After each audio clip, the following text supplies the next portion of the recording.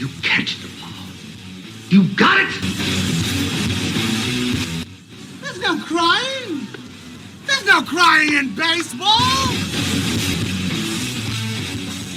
Viva Cuba Libre! Welcome into episode 20 of the Picked Off Podcast, the hardest hitting 30 minutes of baseball coverage you will get all week. I'm your host, Bitter Mike Babbo. With me, in place of my man Eric Schuler, is my other man, Freddie D, the host of the Fan After Dark on 105.3 in Dallas, the flagship station of the Texas Rangers. And why is it Freddie D? Well, I am visiting him in Dallas, but not just to visit him. I am here for the biggest collection of baseball blue-haired geeks in history. We're talking about the SABR convention, which stands for the Society for American Baseball Research. We've had several interesting panels. One was a 1989 earthquake featuring the Giants and the A's and the impact that it had on baseball and, of course, San Francisco baseball. And there was another panel on the indictment of the current athletics ownership. This guy had no love lost for Lou Wolf or John Fisher, who is now the current owner of the A's. And the most insightful one, and I don't mean CITE or SIGHT, probably the most provocative one, I should say, is the panel that discussed the 50th anniversary of the landmark arbitration decision granting free agency to the players. The panelists include one Steve Rogers, a former pitcher of the Montreal Expos, and the former head of the MLBPA, the infamous Donald Fehr. And if I had any more reason, if I needed any more reason to hate the guy, boy, he just really ripped it for me, Fred. But welcome in, Freddie D, into the program. Freddie, man, glad to be here. Yeah, this is now it's like my second appearance in 4 shows. Or yeah, something like I know. Here. I mean, it's just, you're going to be a good writer now. I'm going to have to probably get you a W-2 or something. Something like that. But hey, look, it's good to be here. There's no better person to talk baseball with than the Bitter Mike Babbo. As a matter of fact, by the way, remind me, I've got to email you your interview from the other night, as you guested with us on 105.3 The Fan. And, a little baseball insight there. It's been a little busy last couple of days. And, look, obviously being a Texas Rangers guy here, obviously having come from Houston prior to this, staying in the AL West, I guess you could say. What a division it's been so far. And we are at that proverbial literally half point of the season, 80 and 81, or 40 and 41 for your Texas Rangers. But we'll get into that here in a little while. Yep. Let's lay out the show. We will go over some latest news around the league. We'll go over some first-half highlights and lowlights, some pleasant surprises from some teams, and some sore disappointments. And then we'll preview some key matchups this weekend, one we're seeing here at Globe Life Field. So before we get to that, Fred's got a call. Sorry about that. All's good. Freddie, we got to talk about Wander Franco, who was the number one prospect for all of Major League Baseball for a long time. His call-up by the Rays was celebrated back in 2020, I believe. And in 2021, he signed a monster 11-year, $182 million deal. Which was a good deal at the time. I mean, yeah. you don't see young players in today's baseball. I mean, Bobby Witt signed something kind of similar to that. What, he signed like a 14-year deal or something like that? Yeah. I want to say he's got a couple opt-outs in his. He does. But for small market teams like the Royals, like Tampa Bay, if you can get studs like that to sign on that dotted line that early, that's a big win. If I remember correctly, there's no opt-outs. There's a full no-trade contract. Okay. To the contract, and so they pushed their chips to the center of the table and said, look, we are all in. As a matter of fact, remember, they traded away Willie Adames to the Brewers to make room for him eventually. Right, yeah, now our guy. And then 2 years later, the bottom falls out. Boy, it sure did. Allegations of sexual misconduct, sexual trafficking of a 14-year-old surfaced in August of 2023. The Rays had no choice but to put him on the restricted list, right? Or actually under administrative leave, which basically gave them the option to not pay him. They were going to pay him. They still paid him, but then At the end of that season, they put him in the restricted list, and lo and behold, just a couple days later, the courts finally went through the system, and he was convicted of sexual abuse of a minor and given a 2-year suspended sentence, which seems light in light of this, but if not for the doings of the victim's mother, which is even, I mean, this story gets even more heinous. Yeah, it's horrible. I mean, she was a complicit in this. If not, she was. Well, it sounds like she was pimping her daughter out. Absolutely, yeah. And then she's tried to extort Wander Franco and say, "Look, if you don't continue to pay me jewels and money and a car and stuff, I'm going to rat you out." Well, it ended up being ratted out anyway, and they threw the book at her. They gave her a 10-year prison sentence. Now, she's not playing baseball. No.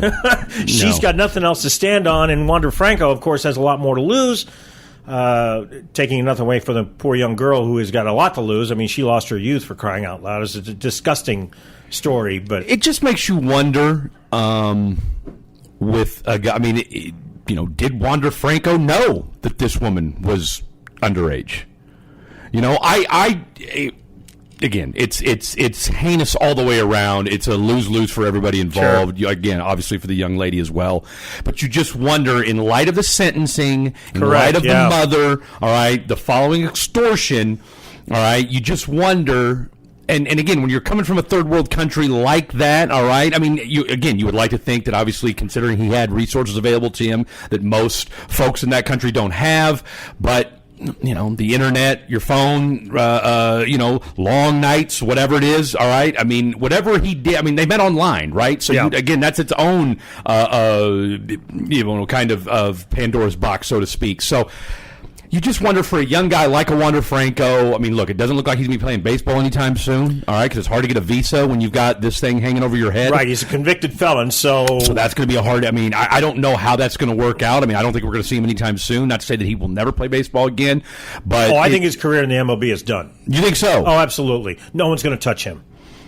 No question about it. Even if it were to come out that, I mean, like I said, obviously it's already come out. Look what happened to Trevor Bauer, right? I mean, we found out that woman lied. We found out that the judge he just got a judgment where the judge said he had that she has to pay his court costs and restitution to him. No one's touching him. And you can always use good pitching. Jeff Luhnow, and that's not even when baseball blackballs you, you are done. You're done. So you wonder, okay, so in that case, right or wrong? No, you're not wrong. I guess my question for you is this then, and this is more of just kind of a quick aside. Why do you think A.J. Hinch was able to bounce back the way he has? Why did he somehow become unscathed in all of this? I mean, he obviously had to miss a year, but, I mean, let anybody else tell it. I mean, if you got dropped into the world today, you'd have zero inclination or idea that A.J. Hinch has had anything to do with the cheating scandal with the Astros. I think for the same reason that Alex Cora... Same thing, right? Because they did their penance. They threw themselves on the mercy of the court being Major League Baseball. They served their sentence. Well, Jeff Luhnow said, right, right, because he fought it. Yeah, he did. Right? And if you fought the establishment, I fought the law, and the law won. Boy, you ain't lying. And he's still looking for a job, and he could be... He could be a game changer. Man, I said a couple years ago when the Royals were looking for a GM, you go get you Jeff Luhnow and don't look back. Right. I mean, let's be real. When the Raiders were looking for one, I wish they had gotten him. I mean, how many GMs have they gone through in the last 4 years? Think about it. The Astros, his fingerprints are still on this baseball team. Yeah. That's for sure. 10 years later, he's been out of baseball for what, 5 years, 6 years? 2020 is when they suspended him. Okay, so 5 years this guy's been out of baseball, and he's still got not just he's got large fingerprints still on this roster. I mean, major components of this baseball team are still competing, and this team's still playing at a high level because of the decisions that Jeff Luhnow made 5-10 years ago. No question. I mean, you got GMs that would wish for just an iota of what Jeff Luhnow's able to do. You got a white boy that speaks Spanish? Yeah. What? Yeah, get out. Yeah, especially in Houston. Yeah. In baseball. Right. I mean, they are the surprise of the Major League Baseball, and his fingerprints are all over that farm system.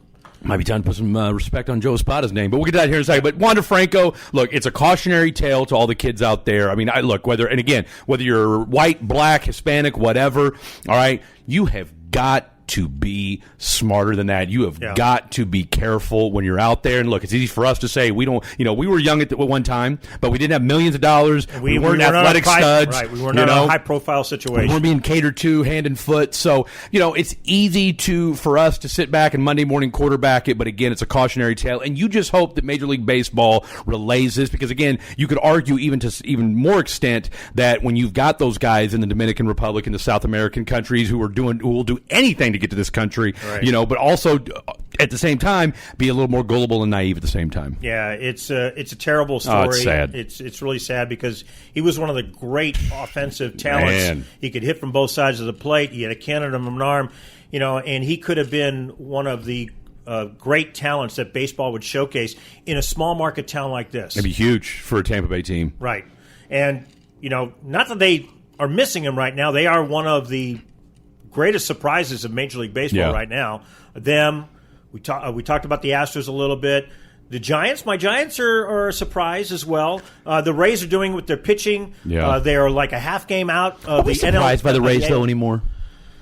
I really thought that with their offensive struggles last year, that I really thought that they were going to find the bottom. That's what I predicted in our AL East preview. I really thought that they were because I thought that the Orioles were going to be a heck of a lot better. Yeah. I thought the Red Sox with the acquisition of Alec Bregman was going to be a lot better. And the Yankees were going to keep on doing what they're doing, hitting home runs. They're going to Yankee, and they can spend a lot of money. And so, by process of elimination, someone's going to have to be in last place. And so it was going to be between them and Toronto, and both of them are proving me wrong. Toronto is in the second wild card spot right now. Only I think they're 2.5 out of the first wild card spot, but Tampa Bay is knocking on the door. Yeah. I'm telling you. I tell you what, that AL wild card is, that's a log jam right now. It's bunched up. There's like 5 teams within 2 or 3 games. 2 or 3 games. Yeah. I mean, hell, that's where our Rangers are sitting at right now. Right. I think they're 2.5 games out at 40 and 41 with the up and down year they've had, for putting it mildly. Right. The Giants, another surprise. Even though they're 7 games above 500, after their 12-4 start, they're 32-33. They've got some great pitching. Little off the field drama. Little off the field drama. They've got a great bullpen. They've made the biggest splash in the trade market 1 month early by getting Rafi Devers. Boy, and I think they stole him. They absolutely did. But the problem with them is they pulled a Luka. They did. But the problem with them is their average with runners in scoring position is pathetic. Yeah. It's 229, and even with men on base, it's like 239, and that's not going to get it done. Buster, we trust. Right. I know. I'm giving him 5 years. All right. Well, not just that, but I mean, he's got a lot to fix. He does, but here's the thing, though. Think of it this way: you're playing with house money this year, right? Yeah, right. You're playing with house money. You went out and you got Rafael Devers. 3 World Series rings, on you. And so they're going to give you a lot of leeway. Well, and I can't remember who it was. I think it was. I think I was seeing something with Clayton Kershaw, and he was talking about look at the move at what Buster's doing up there in San Francisco, but what took me by surprise, but it just shows that when you've got a player like a Buster Posey, now granted it's going to be elder statesman type guys that are going to remember have played with Buster Posey, but nonetheless, like if you're in baseball in that fraternity, like Buster Posey, right? And so I think there's something to be said because we don't see. We see it a little bit in other sports, but as far as baseball is concerned, Buster Posey, again, he's kind of the newest of this new generation, so to speak, of this last generation. Chris Young, right? To come in, take a team over, all right, and then start seeing results. And so now, I guess what I'm getting at here is that look. As well as anybody, anything can happen at the trade deadline. Yeah. Right? And when you've got a guy like a Buster Posey, there's just, in the same way that Chris Young has rebuilt this Rangers, pitching staff on the fly. Sure. I got to feel pretty confident, and you got to feel pretty confident that guys like Buster Posey, there's something about them knowing what to look for that the average Joe Schmuckatelli just doesn't know what to look for. Well, he knew that there was a big hole in the DH spot. for sure. I mean, the DHs collectively for the Giants were hitting, I think, under $180. Yeah. And so that was a big problem. Their average runners in scoring position was a big problem. So if you put Rafi in the 3-hole or the 4-hole, you're going to get guys on base. Hopefully he'll make Willie Adames better. Willie Adames is starting to hit the ball. He collected 3 hits yesterday, even though in a losing cause. But the problem continues to be when you go 4 for 22 with runners in scoring position and get swept at home by the Miami Marlins, that is a problem. And so he is not – I don't think he's going to be done. Oh, no. The issue is that you're already cemented in some lineup spots. You got Wilmer Flores out there in first base and DH and stuff, and Mike Yastrzemski, who's the longest tenured player. I just don't know if he's got any more holes available to fill because he's Jung Ho Lee is cemented as their center fielder. He's struggling right now. Matt Chapman is injured. He's got that wrist contusion. A wrist problem, and hopefully he's back before the All-Star break. You fire your hitting coach. Pat Burrell, that's what the Rangers did. Well, right. I mean, if he doesn't get it done this year, you're going to see somebody else for sure. And it could be too. I mean, look, again, you guys are a little bit ahead of schedule right now, and you know as well as anybody, sometimes you just need a little bit of time to get guys to gel. Yeah. And you throw in a Rafael Devers, and I mean, again, you just want to be in the dance or you want to be in the mix come September. Right. And, you don't want, and the biggest thing is that do you trust him not to sell the farm, not to make a stupid move? Look, he's already 1 for 1. Yeah. And I'm talking he took a big swing and he hit in a big way. And again, it looks already like, Rafael Devers looks like he looks more comfortable being in San Francisco than he certainly has. And of course, hey, Red Sox certainly had no problem. I mean, how you got Big Poppy talking smack, clowning him on the way out. Back on him. Yeah. Woo! Like, dude, you think that it was all sunshine and roses with me and the Red Sox? Yeah. No, you have to work these things out. And by the way, if you sign a long-term deal, you do what they tell you to do. If they tell you to deliver popcorn, you deliver popcorn. Exactly. But you don't say no, and you don't hold court. You don't hold a press conference in the dugout lambasting your GM. That is a surefire way to get out the door. Red Sox, look, Jeff Passan wrote a really good article the other day, earlier this week, maybe last week, I don't remember when it was. The Red Sox have been a quasi-dysfunctional franchise over the last 4 or 5 years, right? I mean, as far as, and it's funny because we're starting to see... Well, they got nobody left from the 2018 championship, None, right? Not now. Mookie got traded for a bag of peanuts. And only Connor Joe is left on the team. Right. Then they let Xander Bogaerts go to free agency to the Padres. Now Rafi's gone. Yeah. Right. You're right. They're kind of dysfunctional, and the fans, man, they are hearing it. And of course, this Trevor Story signing is not doing very well so far. He's doing a little bit better this year. I think he's got 11 or 12 home runs, but still. And Bregman got off to a great start. He did, and then he got hurt. Wow. Stop me if you've heard that before. Yeah, no kidding. Speaking of other disappointments, we got to talk about our Rangers here. They do get a big piece back. We'll talk about that a little bit later. But, man, they are talk about a team that has a problem hitting with runners in scoring position. They're 221. Yeah. They're hitting like 180 with men on base. It's just so bad. And here's the thing, too. As they get – I looked at this. In their team average on the first pitch, 305. Yeah. But as they get deeper and deeper in the count, they get worse. Yeah. Full count, 177. I mean, hell, I will say this. Brett Boone has, and again, I have to assume it's his influence. Sure. I mean, look, you and I talked, a few weeks ago, I think it was me and Eric when we did the show. I mean, you had a team that was dead last in drawing walks, dead last in in the bottom 3 of on base percentage. Now they've gotten better. They've had a much better June. Marcus Semion's starting to hit a lot better. Right. Look, you have to have a guy that sets the table. Right, you have to have a guy that sets the table, and you look at back from where this team was at. Because look, I mean, obviously the gold standard for this Rangers team is 2 years ago. My question is this: now, look, I wasn't here in 2023. I was in Houston at the time. My question is, when we talk about this Rangers team, and maybe this is something, and maybe this is just a larger sports question, is that have we gotten so caught up and so infatuated with dynasties and back-to-backs and everything like that when a team wins a championship, we're just automatically all in on, okay, gotta win again, you got the pieces there, like this thing should happen again. The reason I'm saying that is this: that 2023 team, you had 3 or 4 guys that had career years. Yeah. Okay? Like, that's hard to do, or at the very least... But it's necessary. Necessary. You have to have health. You have to have a deep bench. And you have to have guys with career years. Yes. Those are the three keys, in my opinion, to hoisting the trophy. Right. Now, because it's a long season. It's a long man. season. It's a marathon, not a sprint. But to your point, do we expect them to win again, the entire thing, back to back? No, but I do. Like the Astros, they've been contending for the last 7 or 8 years, right? Just get in the dance, especially now with the expanded playoff picture.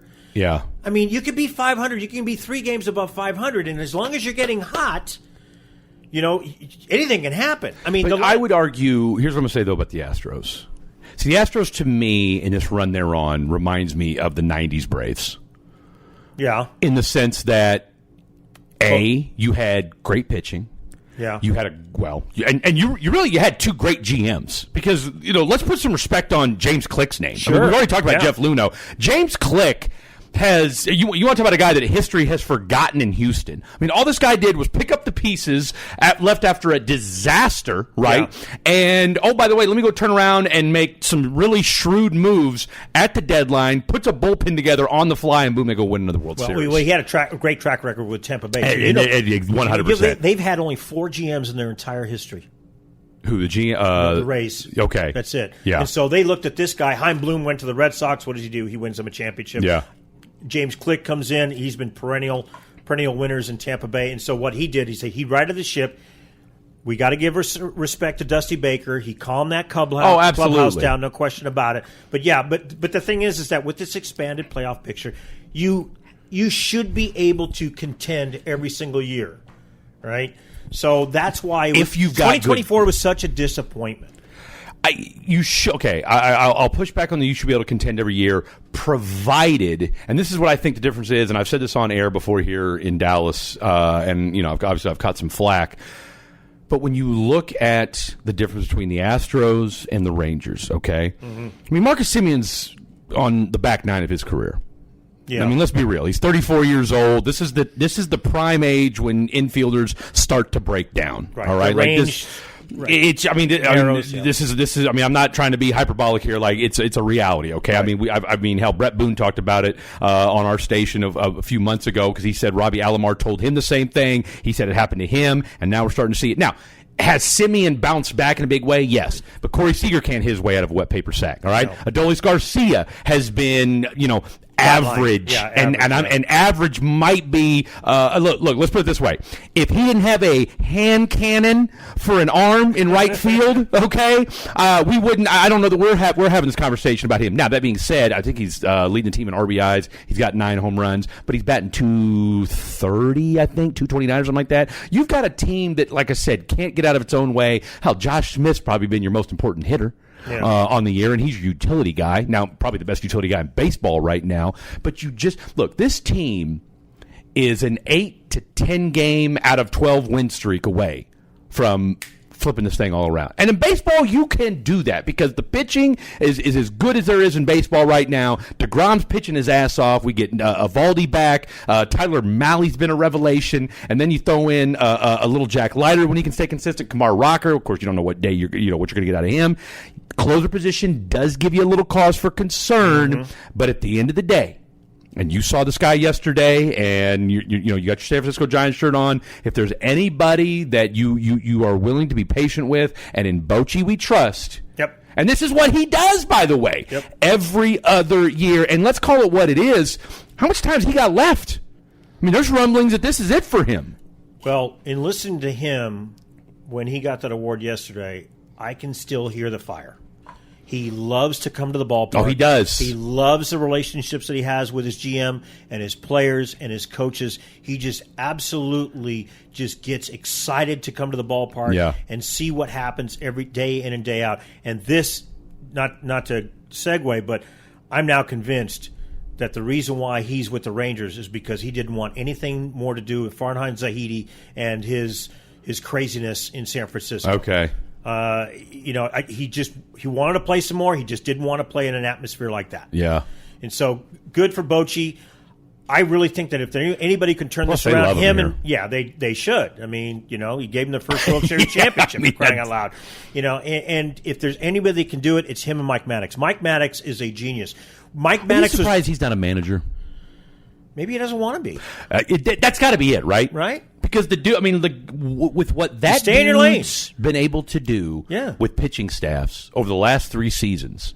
I mean, at least Not just 3 seasons. Well, Fred. no, exactly. He resurrected the Rangers pitching staff in 2010 when the Rangers brought him in 29 and said, "Fix this pitching staff. It's absolutely garbage." Yeah. Right. And next thing you know, they went from bottom quartile to top 5. Mm-hmm. And they went to 2 World Series championships in a row. 2 World Series in a row, excuse me. And then he flounders off, goes off in Philadelphia, I think, for a couple of seasons, and then Chris Rung brought him back. And so he's been working miracles. I will say this again. I said it on your program a couple days ago. He's the best pitching coach I've seen since Leo Mazzoni of those famed Atlanta Braves second teams. 90s baseball, second 90s Atlanta Braves reference today here on the program. There you go. I guess that just makes us old. The Orioles, another disappointment. Their pitching staff has been absolutely terrible. They're hitting with runners in scoring positions, not bad. Jackson Holliday's been playing a lot better. Ryan Mountcastle is still hurt. Now they put Adley Rutschman on the IL. They might be sellers. I think that they should move Cedric Mullins. I think they should move Tyler O'Neill. Yeah. I think they should probably, if they can get anything for him, they should probably move Charlie Morton. It's such a disappointment. I really thought that they were going to challenge the Yankees for the AL East. And you're going to see them. We're going to see them next week. Yeah. Right? They come into town. And you should take 2 out of 3 from them. Absolutely. Look, we talked to Dan Duquette a couple weeks ago, and he comes on the show every now and again. Dan's an interesting character. I'll tell you what, it was hilarious. We had him on. He goes, Garcia, the Cuban kid, right? Yes, Dan, that's the Cuban kid. But no, he said, God bless him. Look, the guy's 70 years old. I mean, look, you could say that in the 80s and 90s. But it's kind of like you wonder, because they had so many injuries to start the season, the pitching staff was decimated, and yes, you get them back. But, the thing and I'm seeing this in real time, right? Baseball's a funny sport in that when you're a casual, as we like to call them, it's easy to say, oh, it's a long sport, or it's a long season, and there's a lot of baseball, and you can make stuff, you can make games up and what have you. Yes, that's true to an extent. But when you follow it day to day, and when I was in Houston, when I was at 610, we you followed the Astros, but it was kind of a day to day thing. But because we weren't the flagship of them, you watch them from afar, but you're not in the day to day as far as you're not talking to the on air guys, you're not talking to the TV guys or anything like that. Whereas now I'm talking to Jared Sandler, I'm talking to the Eric Nadel, I'm talking to the Matt Hicks, you're talking to the Mike Bassicks of the world. And so you're in it to win it. Plus, because we are the flagship, I have to pay attention, okay? Right. That said, it's like, dude, we're halfway through the season. We're 81 games into baseball, right? I mean, it just seems like opening day was yesterday. Here we are 81 games into the season today. It's no longer early. It's no longer early, and that's the thing. And look, you and I talked about this. I remember when you and I were talking, I think it was late April or whatever it was. And I remember telling you, dude, what is up with this hitting? How much longer? And, again, still early. And then, and you said, hey, middle to end of May is when you kind of have an idea of 40, 50 games in, okay, this is kind of might be who we are, right? And so my point in all that is that, when the thing about baseball is that if you get off into a deep of enough hole, which is exactly what happened to the Baltimore Orioles. It's like any other sport. You expend a lot of energy having to come back and just get to 500. Right. And, oh, by the way, you've got a log jam of teams. We already mentioned that as far as the AL wild card's concerned. You got the Yankees that, looked like they were trying to run away with it at first, and they've kind of hit a little bump in the road as far as that goes. But you just wonder, and like you said, you've already fired your manager, all right? You're having issues hitting, and as far as your pitching is concerned, it's just been up and down. So you just wonder, when you're that deep in a hole and you're already halfway through the season, and I just don't know that you've got a 10 to 12, because then you need a 10 to 12 game win streak to come back. And that's a lot easier said than done. Here's the other thing, too. With the advent of the expanded postseason, let me back you up. If you, before all of this second wild card, third wild cards, if Do you like the third wild card? I don't know. I mean, it certainly makes the trade deadline a lot more boring. It does, because everybody thinks. And I'll tell you why. Everybody thinks they can still win. Exactly, and I'll tell you why. So if you're a second-place team, let's suppose you are the Toronto Blue Jays. Think of the Rangers. Look at the Rangers. Okay, so let's suppose if you are a second-place team, yeah, and you need one or two pieces, you can go to the Orioles or even the Rangers or the Red Sox and go get a guy because they've got no shot. All right, but now with the expanded playoffs, they're going to be like, no, we're not interested because we still have a shot. Exactly. So if you're second place, you're even third place, whatever, you're a couple of games out. You are who you are. You got to roll with who you have, and that's it. You cannot add pieces. That's what makes this deal that Buster swung. Well, the stars were aligned because you had a disgruntled player, you had a fractured relationship in Boston. Absolutely. And so he pounced. As a matter of fact, he was talking to Craig Breslow, the GM of the Red Sox, for a month before that went down. Yeah. So, God, credit to him. He's being savvy. But you know what? You've got so many teams now that are in it. They're not willing to trade, and they're certainly not willing to trade their prospects anymore. The teams that are in contention, that are looking to buy. Okay, think about this too. All right. So right now, and you tell me that. Okay, to your point. If you're the Baltimore Orioles, even after the inauspicious start that you got off to, you know how many games are out of the wild card right now? 3 or 4? 7. Oh, jeez. But it's not just that; it's how many teams are in front of them. But to your point though, 7 games in June. That's not the end of the world. Like, does that automatically make you sellers when you don't think you can? I mean, I'm just saying, in a vacuum, you can make up 7 games. It should. You know why? The only 2 teams that are behind them, the A's and the White Sox. That's it. They're last. So they're looking at each other. Bro, even the A's are 9.5 games out. I know, but the thing is, that's crazy, but still. It's not just the number of games you're out. It's how many teams that are in front of you. True. That's what makes it so hard for them. Whereas with the Rangers, they only have 2 teams in front of them. Actually, 3. You got the Mariners, the Guardians, and the Angels. Yeah. Right? And they're going to be facing the Mariners and the Angels. 2 of those 3. And the Astros. And the Astros, for sure. Right?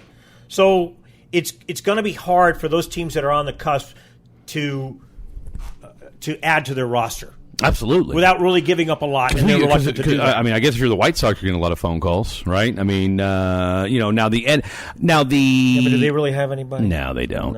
Now, even, I mean, and looking at the NL, I mean, it's not like they've got... I mean, they've got a little bit of bunched up, too, but like you said, I mean, how you got Colorado, which... I mean, if there was such a relegation thing, I mean, I would almost rather see the Savannah Bananas at this point than the Colorado Rockies. What a disaster of a franchise they are. right now. I actually talked to a couple of Rocky fans. They are with me. They have no idea why the Rockies signed Chris Bryant to that monster deal. The only person that really wanted to was the owner, Dick Monfort. Everybody else, Bill Schmidt, the late manager, Buddy Black. It's like we don't need him. He's old. He's hurt. He plays bad defense. We got way more problems. We need like 3 or more pitchers, and they didn't really improve their pitching staff. I mean, too bad. They're headed for the 3rd 100-loss season in a row. But the only other disappointment, I guess I could say, is the Royals.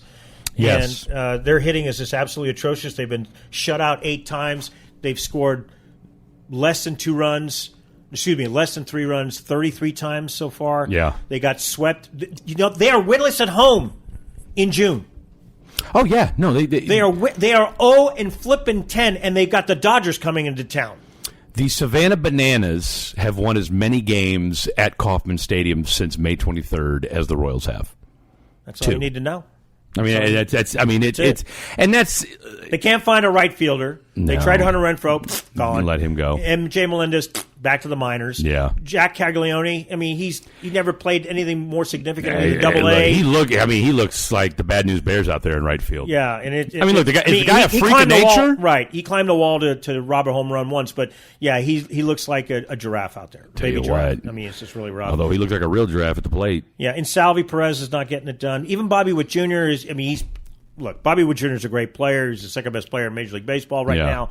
but he's just not playing otherworldly like he was. And he can't carry the torch for everybody. No. Miguel Garcia might be the only All-Star for the Royals this year. You don't think Bobby Witt will sneak in? I think he will as a manager's pick. Okay. I think he will. Okay. But two players, that's it. Those two.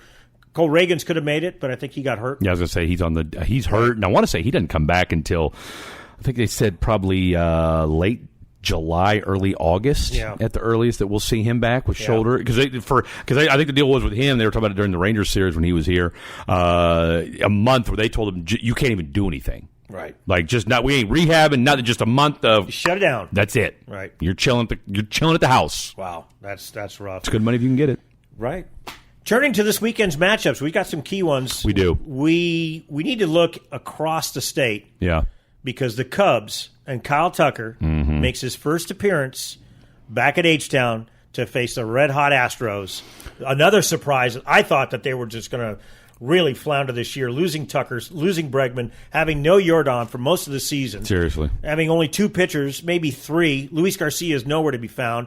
Lance McCullers, he bombed his first outing, got a little better, but now he's out. You've heard this before. Stubbed his toe, but man, they are just absolutely on a hot streak. They swept the Phillies at home. They nearly shut them out in the 3 games. Yeah. Hunter Brown was just phenomenal. Framber Valdez. Hunter Brown is dealing. What do they say right now? He's got a 1.74 ERA. Yeah, exactly. No, he's doing. The way they've put that team, or excuse me, that pitching staff together. Like I said, Luis Garcia's got. Well, I think he's got Tommy John, didn't he? I think Tommy John. I mean, hell, you got 2 or 3 pitchers on that team that have Christian Javier. I want to say another one that had Tommy John. So, for what Joe and look, maybe it is because look, Joe spot his first year last year. All eyes were on him. Now, you lose Bregman, you lose Kyle Tucker. You had a little bit of. You made some interesting moves in the offseason. Oh, they started off so slow. They started off really slow. But, look, there's something to be said for when you count a team out, but you still have that championship DNA, which they do. I mean, look, Framber Valdez won a World Series, all right? You still got, as far as put my money on it, it's still one of the best primo hitters in baseball, Jose Altuve, all right? I mean, as long as Jose Altuve is in the Major League Baseball, I'm a number 27 fan. Just something, and Jeremy Pena, because look, we forget. Look, Jeremy Pena was dog you-know-what last year, all right? Yeah. He was not good. Rewind the year before when they win the World Series, okay? I mean, he was the MVP. He was the MVP. He was the MVP. So, look. So you don't know which one is a real player, but Jeremy Pena was such pedigree. Well, exactly, right? And look, that's one of the reasons why they were okay with moving off of Carlos Correa, because you've got a guy like him waiting in the wings. But again, it goes back to something. He's a hell of a lot cheaper, right? But, that old adage, and our friend Henry Thomas says this all the time, if you've done it before, you can do it again, all right? And so that's where, Jeremy Pena has stepped up a notch. What's the kid in right field? Not Christian. You talking about Jake Myers? No, the rookie. Cam Smith. Cam Smith, the kid who replaced, and he's playing out of position, right? But he, and because they got Brendan Rodgers at second base, right? And he got off to a slow start, but now he's starting to come around, right? Christian Walker is starting to come around. Jake Myers is picking it up, but Jeremy Pena, ever since he went into the leadoff spot, he's at 360. He's playing in an otherworldly place. The only problem now is that he is going to be arbitration eligible next year. Yeah. And guess who his agent is? Jim Crane's got that. Yeah, but guess who? Boris? Yeah. Though, look, I'm going to tell you right now, I think the days of Boris strong-arming people, I think those days are starting to come to an end. Owners have gotten smart. Yeah. Plus, they're tired of paying. I mean, look. Well, maybe he learned his lesson because Blake Snell, he waited in 2024. Yeah. And then he signed late. He only got a 1-year deal he got a 3-year deal with 2-year opt-outs with the Giants. Yeah, how'd that work for Jordan Montgomery? Yeah, it didn't work. Didn't. I mean, hell, the Arizona Diamondbacks owner literally went on radio and said, "Yeah, we made a mistake." Yeah, we made a huge mistake. I mean, you never look. Matt Chapman didn't get his deal until the end of the 2024 season. So, and then what happened? Blake Snell signed really early in the 2024-5 offseason. I'm sorry, but there's just I think the days of Boris strong-arming owners are over. Right? I mean, look, unless you're Shohei, unless you're Juan Soto, The idea, and look, there are always going to be some monster deals somewhere down the line, but I just think him holding guys hostage and saying, wait until the very end. Yeah. I think owners are now just like, okay, fine, we'll go somewhere else. And you know what? Hold your guy hostage and see how that works out for you. Yeah. The other matchup that we're looking at is this one here, happening over here at Globe Life Field this weekend. You better take 2 out of 3 for the Rangers. The Mariners come into town. They bring their hot pitching staff, and they're all 3 of them are lined up. Right. Well, Logan Gilbert comes back. Yeah. Well, not comes back, but he's been back for like the last month or so. He's 2-2 with a 3.12 ERA. He goes up against Nate Eovaldi, making his first start since May 29th when he went down with right shoulder inflammation. Yeah. I mean, he was pitching at an otherworldly Cy Young pace. Well, yeah, he was. 4-3 with a 1.56 ERA. He should be 7-0 considering the fact that he's gotten zero run support. And then Saturday, Brian Wu, who's no slouch for the Mariners, 7-4 with a 3.12 ERA. Stop me if you heard that before. Against Jack Leiter. I think it's Jack Leiter. I mean, this is going to be his turn in the rotation. Up and down, like you said, 4 and 5. He's gotten rocked his last 2 outings. Right, yeah. So he's due for a bounce back. So he's due for a bounce back. And then Sunday. And I may or may not know a guy that'll be there tomorrow. So just saying. Sunday is Luis Castillo. Okay. No slouch either. He's 4 and 5 with a 3.69 ERA. Who's we got our boy Kamar? It could be Patrick Corbin. They haven't announced a starter for either Saturday or Sunday. But I think Corbin just pitched though the other night. He pitched on Tuesday. Okay. So I'm talking about Sunday's matchup. So yeah. So I could see Rocker getting a start because I don't think Rocker started since last Sunday against Pittsburgh. You could be right. I mean, they have not announced a starter for Saturday or Sunday, so they could slip in there. I would be okay with, and then that way, maybe do you go ahead and throw Corbin in? And look, I'll tell you what, they may have found something with these bullpen game. By the way, yeah. All right, just keep Chris Martin out of there, will you? You know what though, Chris Martin got off to a good start. He really did. But look, okay, but he almost blew that game. Yeah, he did. I mean, look, he gave it back-to-back home runs. First time ever in his career, by the way. Against Gary Sanchez, that's all he does is hit home runs. He strikes out 40% of the time. Stop hanging curveballs. I mean, God. Look, Cody Bradford's done for the year, right? And it looks like he's going to be done for next year, too. Oh, right? yeah, no doubt. The only thing is it going to be internal brace procedure, which is 12 to 14 months? Yeah. Or if it's Tommy John, which is 18 to 24. Yeah. I'll be honest with you. Either way, he's done this year. I've never seen a guy pitch next year since I've been here. Right, so, exactly. John Gray, we don't know when he's going to come John back. Gray's, but I think he did like a simulated inning or something like that last week in Pittsburgh. Eovaldi did, I think, 2 simulated innings or something crazy. So I think he threw 40 pitches last week. So John Gray, has already said, look, I probably am not going to be in the starting lineup if you need me in the rotation, whatever. But I think you're going to see, and I think one of the reasons why they're doing these bullpen games, which I think, look, the Rays did that a few years ago. What'd they call that when you had somebody that started? Opener, right? Yeah. I think the Rangers might be on. Okay, I think the Rangers might be onto something with this because you're going to have to space out some of DeGrom's starts. Okay, there's no way. I mean, look, he's well on his way for over 200 innings. If you're gonna make the playoffs, with house money. You're absolutely right. You have to get you can't have him throw 200 innings. No, right? I mean, look, I get it. He had a no going the other day, and gives up a hit in the 8th inning on his 90th pitch or something like that. I think he's thrown more than 180 innings since 2019. No, I doubt it. No, I mean, look, this is the longest stretch he's gone since. I mean, he's already pitched more innings than he has in the last 2 years combined. Yeah, right. He's had more starts like in the last 2.5 years. So, right. I mean, and he's no spring chicken. He's 34. He's 36 years 36, old. yeah. Look, he's got the record right now. I want to say it's either 13 or 14 games in a row where he's given up 2 earned runs or less for 14 straight games. All right? DeGrom is balling right now. And again, it's just one of them things where you have to be careful. You can't go over more than 90, 95 pitches. And again, if you're going to get to the playoffs, all right, and you're going to have a 3-man lineup, right? Because that's really what you got, right? So it's going to be Eovaldi, it's going to be DeGrom, and then who that third. I mean, and you've got kind of an embarrassment of riches right now, where it's like, okay, if you're going to tell me I got to put a bullpen of Corbin, Leiter, Kamar, and the rest of that group, you can do a lot worse. Yeah, that's true. They are going to have to hold down a surprisingly. They're going to have to hold down a surprisingly good offense in the Mariners. Yeah. They've got Julio Rodriguez is hitting like 256. J.P. Crawford had a 7 or 8 game hitting streak. He's doing pretty well. But Mr. MVP right now, the switch hitting catcher Cal Raleigh is on He's out of this fire. world. He's out of his mind. He's got a video Big game Dumper. numbers. That's his nickname. Really? Big Dumper? Big Dumper. Big Dumper. Do with that as you wish.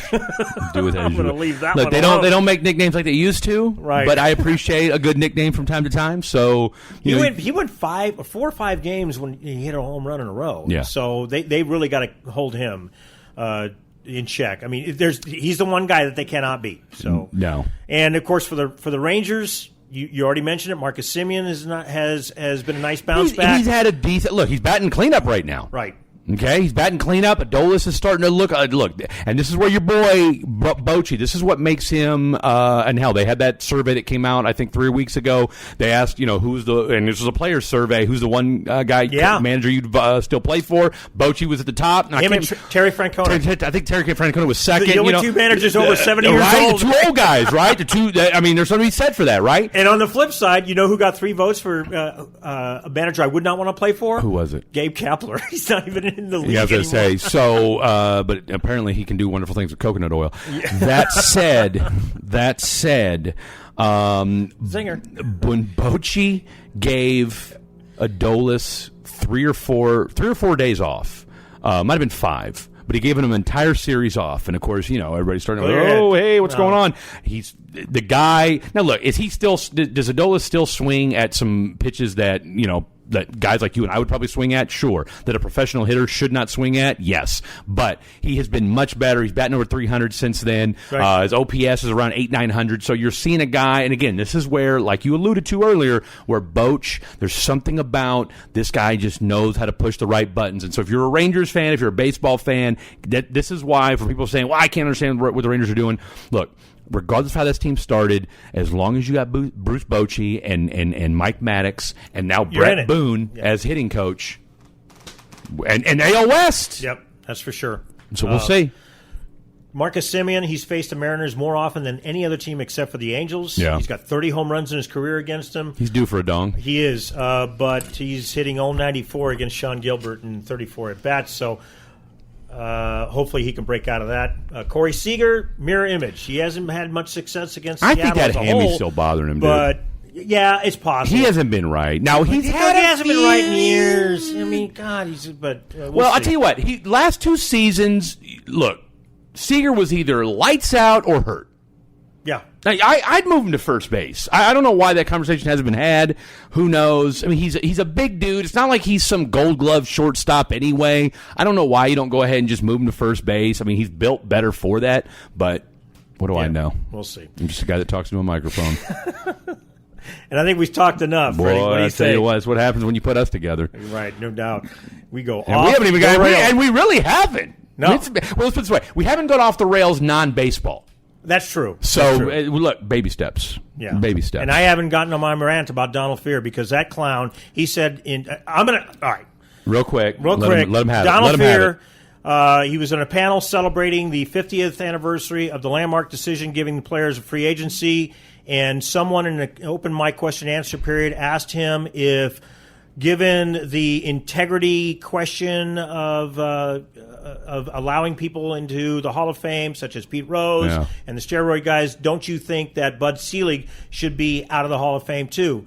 And people were like, ooh. Well, if you thought that was controversial, Donald Fehr response was, well, as far as I'm concerned, all Hall of Fames are simply an advertising tool for their sport. And I lost my marbles. As if I needed another reason to hate Donald Fehr. Were you the only one that booed? I was the loudest. Yeah, you were. That's for sure. Yeah, you were. I mean, I've never really liked that guy to begin with. And he also said something that was untrue.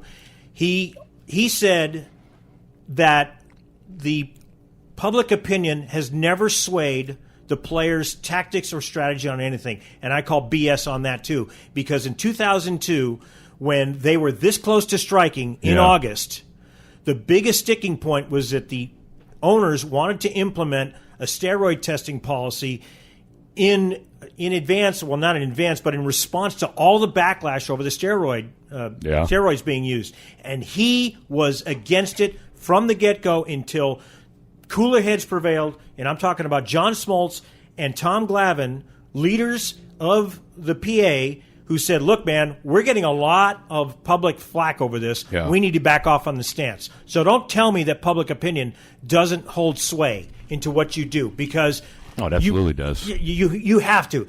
Donald Fehr has never been a fan of baseball. He said that. He's done well for his players. He's done well for his best union in sports. Absolutely. This is the best union in sports. It might be the best union in all in the world of organized labor. Okay? No question about it. But don't tell me that he cares about the game. He doesn't. No. He only cares about one thing, and I can't stand him. For him to say that the Hall of Fame is strictly for that, the Hall of Fame is there to look. The Hall of Fame has problems with who they elect and all that stuff. We can talk about that later.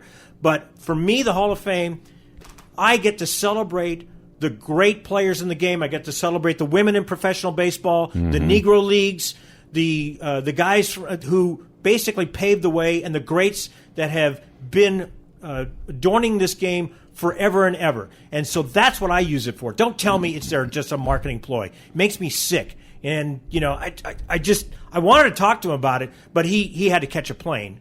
So, but there, that's my 2 cents. There you go. Donald Fehr, no love lost between us. That's for sure. That's it. Well, yeah, and look, 94, I mean, I still remember to this day, and it turned me off of baseball at that time. I was 13 years old. My Royals were in first place, all right? George Brett was batting .390 or something crazy like that. Tony Gwynn was balling. Who's that? Matt Williams had 46 home runs. Man, the Montreal Expos were the best team in baseball. Man, and because of that, boom, they strike, and then next thing you know, the Montreal Expos are no more. It's a great time to be alive, man. So, but anyway, anything else, Freddie D? Look, enjoy baseball. We're a couple weeks away from the All-Star game, home run derby, and all that good stuff. But I'm telling you right now, look, say what you want about Rob Manfred. Look, the guy's kind of a goofball, and for everything he's had to deal with as far as the TV stuff, and look, a lot of it's his own doing. I will say this is my first year in a long time where I've been watching baseball on a day-in, day-out basis, covering it, and I will say this, maybe because I'm 44 years old now, baseball has done a lot worse, and it's in a much better place than I think people give it credit for. Yeah, no question. All he has to do, in my opinion, is fix the TV deals. That's it. That's it. I shouldn't have to spend half a day trying to find out what the hell Roku TV is. Right. I shouldn't. Especially if I already spent money on Victory Plus, for God's sake. And I shouldn't be in the Rangers or the Astros market if I'm 300 miles away. I'm sorry. That's a problem. That's it. That'll do it for this episode of the Picked Off Podcast. Next week, Eric is back with Mike in San Antonio, and we will be giving out some first half awards, and we're going to play amateur GM and get these underperforming teams back on track. We want to thank you all for listening in. We also want to thank you for your feedback. We want to make this show better because we do it for you. You can catch us every week on Apple, Spotify, Google Play, or wherever you get your podcasts. You can also follow us on X at TheBitterMike or on Instagram, BitterMike1963. Time is precious, so we appreciate you spending some of yours with us talking the great game of baseball. Have a great weekend, everyone. See ya. See ya.